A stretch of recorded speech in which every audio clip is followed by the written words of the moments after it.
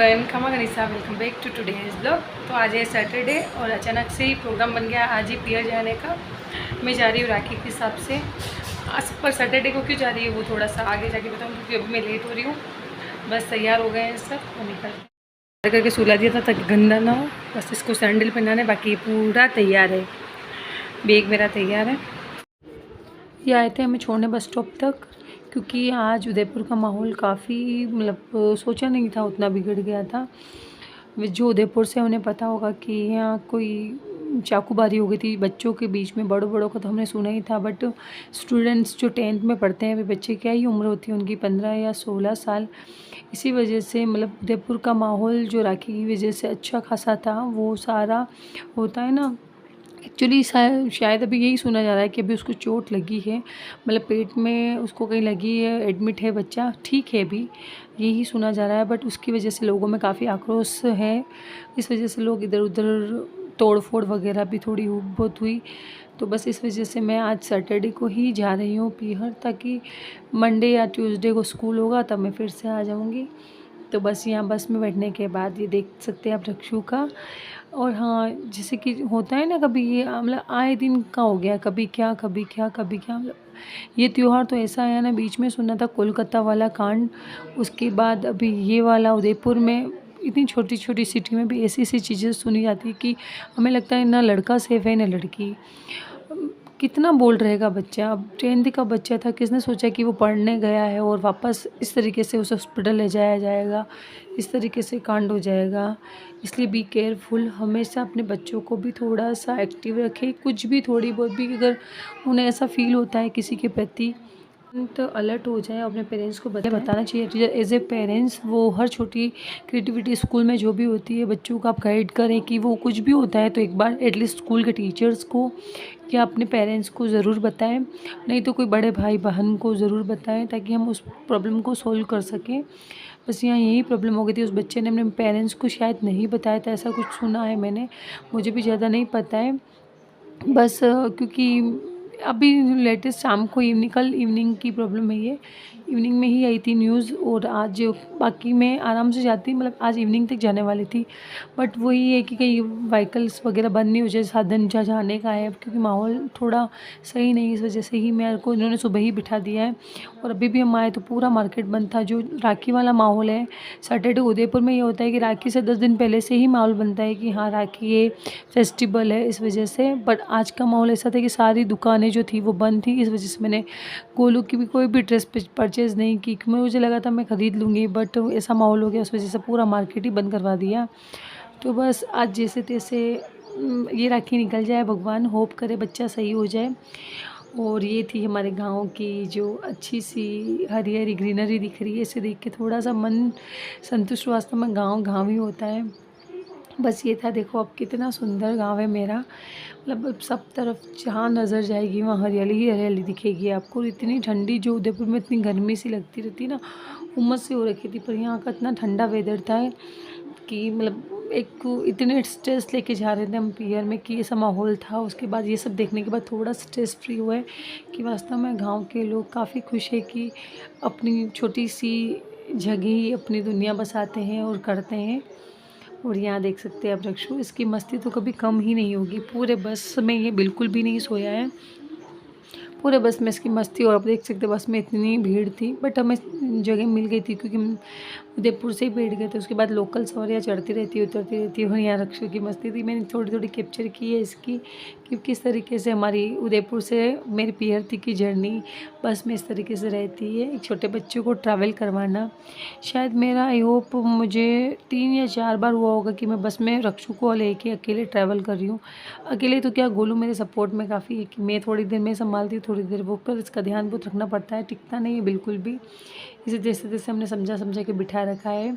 तो बस गोलू ने अब थोड़ी देर ले लिया था उसे, ताकि वो संभाले उसे, थोड़ा सा देखिए कि हाँ जो भी मिल जाए उसे खेलता रहे, और जैसे जैसे हमारा जहाँ हमें पहुँचना है वो आ जाए। तो बस यही था। और देखते हैं आज, इसी वजह से मेरा क्या व्लॉग भी लेट हो गया है ये अपलोड करने में। ये व्लॉग आ जाना था, नेट बंद कर दिया था 3-4 दिन तक, तो उधर में बिल्कुल भी नेट नहीं चल रहा था, इस वजह से व्लॉग भी मेरे थोड़े से डिले हो गए। और आप सोच रहे होंगे मैं बस से डायरेक्ट बाइक पे कैसे आ गई। एक्चुअली हमारी बस बस हो गई थी खराब पंचर, तो मेरा भाई मुझे आधे रास्ते में पंचर हो गई तो लेने आया था और यहाँ पहुँच गई मैं अपने पियर। इसके बाद मैं मिलूँगी आपको शाम को, क्योंकि अभी मेरा मतलब बिल्कुल थक सी गई हूँ। और ये शाम की क्लिप जो हम पहुंच गए थे, उसके बाद हमने चेंज वगैरह कर लिया।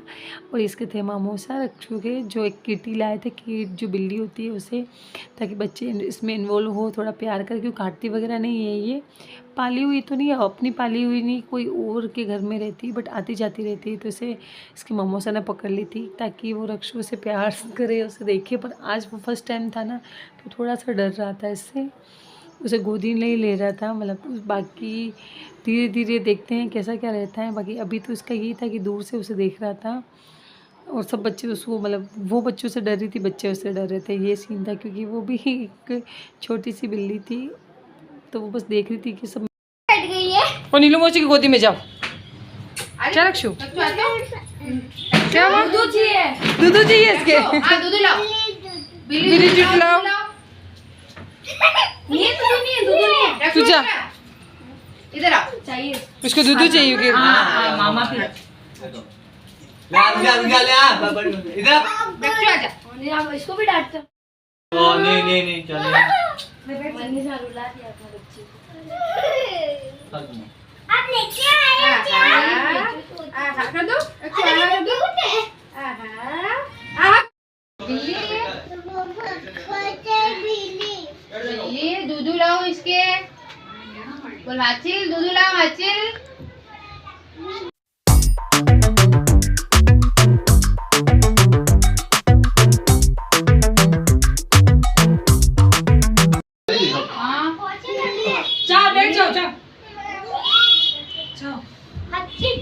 अब बनन बैठे थे